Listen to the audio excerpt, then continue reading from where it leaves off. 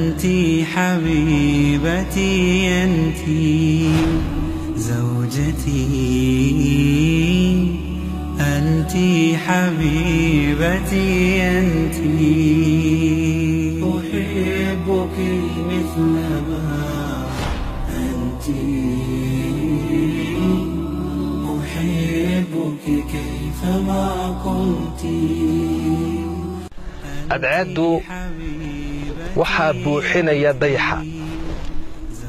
habeenka waxaa buuxinaya dharaarta habeen keligeed qurux male oo bila dharaara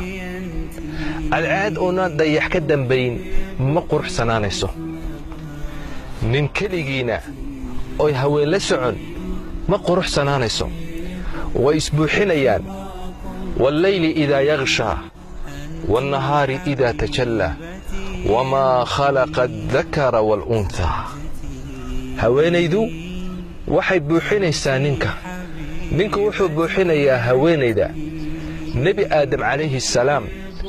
markii jannada ilaahay uu geeyay oo jannada u galay markuu dareemay cidla u dareemay ilaahay wuxuu abuuray hooyadeen Xawaa ayuu abuuray markuu jannada uu ka soo degay nabi aadam calayhi salaam ee dhulka loo soo dajiyay waxa la soo dajiyay Xawaa hooyadeen baa la soo dajiyay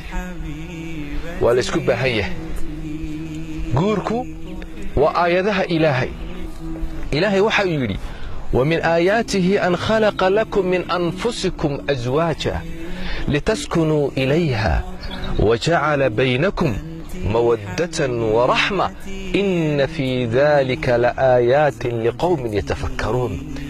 إلهي وحاول إلهي آيات كيسئية عظمديسة